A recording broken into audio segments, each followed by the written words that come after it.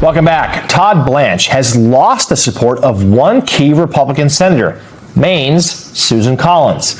Collins now saying that she cannot support him as Attorney General because the Department of Justice has become, quote, increasingly political, and that he's taken several actions that have further eroded the department's independence. So let's just give you a reminder on the math now. Blanche can't afford to lose 2 Republicans and still get confirmed. So all eyes now turn to Alaska Senator Lisa Murkowski as well as Louisiana Senator Bill Cassidy. Now, Murkowski has a history of breaking with her party, and Cassidy lost his re-election bid to a Trump-backed primary challenger, so perhaps he has nothing to lose. But neither has yet to signal which direction they're leaning. Nothing on Todd Blanche? No comment. Have you decided how you're going to vote? No comment. Senator Murkowski, who I talked to yesterday, she's deliberating. So we know what he needs to get. And we also, of course, don't yet know if Mitch McConnell would be willing to cast a vote at all. Joining me now, willing and able. Joining me now, MS Now's Mychael Schnell on Capitol Hill. Mychael Feinberg, MS Now National Security and Intelligence Analyst and former FBI agent, Assistant Special Agent in Charge, also with us, and David Drucker back as well. My thanks to all of you. Mychael, let's start with you. What is the latest we've heard as to the reasoning behind Collins indicating that she will not back Blanche? Yeah, Jonathan, we knew that Susan Collins was on the fence. She was undecided in the lead up to her announcement, but yesterday she broke her silence on saying where she stands, saying that she will vote against Todd Blanche. Essentially, it boiled down to the fact that she believes the DOJ has become too politicized and believes that Todd Blanche has taken a number of political actions that led her to this vote. She pointed out a number of items, including that anti-weaponization fund, the audit immunity, and then the DOJ recommending charges for Senators Mark Kelly and Alyssa Slotkin after they put out that video telling members of the military that they are allowed to disobey illegal orders. Now that brought Susan Collins to her no vote. She was the first one out of the gate, but as you mentioned, there are still 2 key wild cards that we're waiting for, because if both of them vote no, that would be Bill Cassidy and Lisa Murkowski, Todd Blanche's nomination will fail. You just showed before, I spoke to Bill Cassidy this morning. He told me still no comment on the nomination. That has been his position for days now. Lisa Murkowski is now deliberating, but Todd Blanche said earlier that he's confident he will indeed get the votes. Take a listen to what he had to say just a few minutes ago.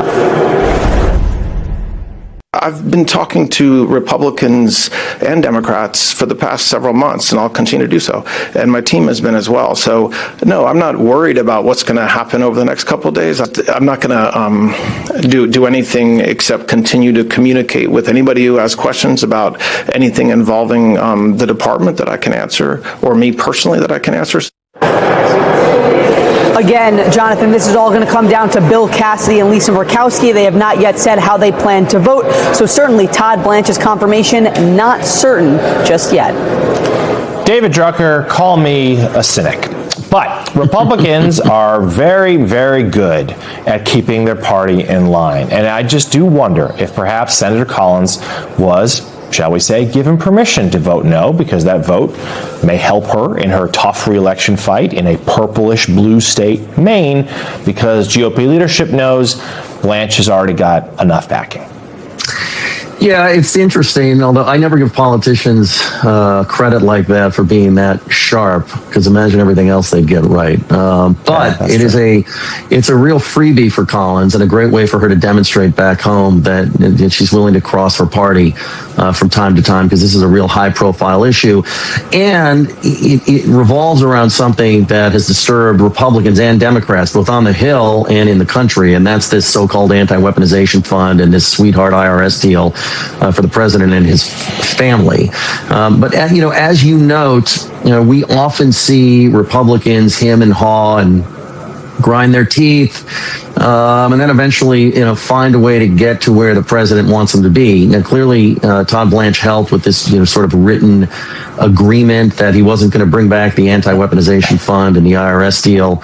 Obviously, the president hasn't given up on it yet, and so I don't think we can count on his confirmation. On the other hand, I think Cassidy's general silence sort of leads me to believe that he may not want to be out front and doing the president any favors, but that he may want to do John Thune a favor. You know, John Thune has a lot of political capital with many Senate Republicans, with most of his members, and Thune being able to process this nomination, given that Todd Blanche has provided in writing to Cornyn and Tillis what they wanted regarding the fund and the IRS deal, leads me to believe that Blanche can be confirmed. Now, as Michael said, whether or not he is another story.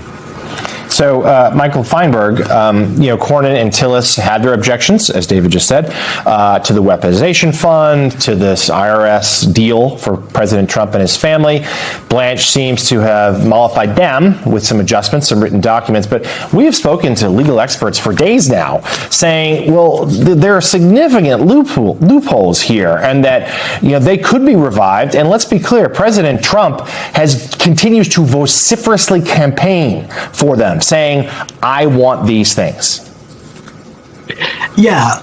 Look, I don't know why even if what you just posited isn't true, I still don't know why anybody would put stock in Todd Blanche's various affirmations and promises during his confirmation hearings.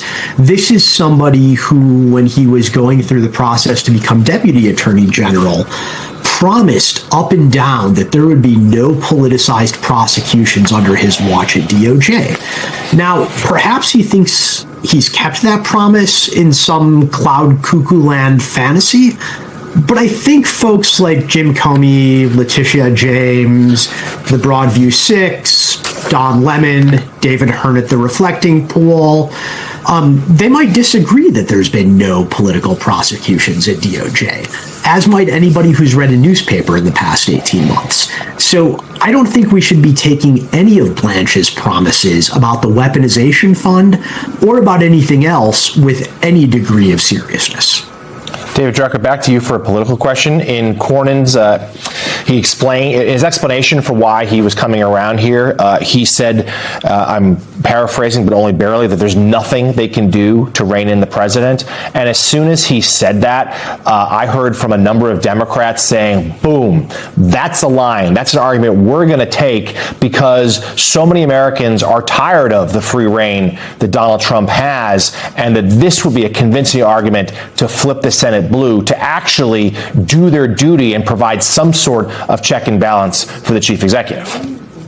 Well, look, it's certainly a good message to run on, particularly because the Senate and the House, for that matter, exists in part to rein in the president, right? It's checks and balances, and Congress is the supreme branch. It's Article 1. Is this the big difference maker in some of these red states where Democrats have to win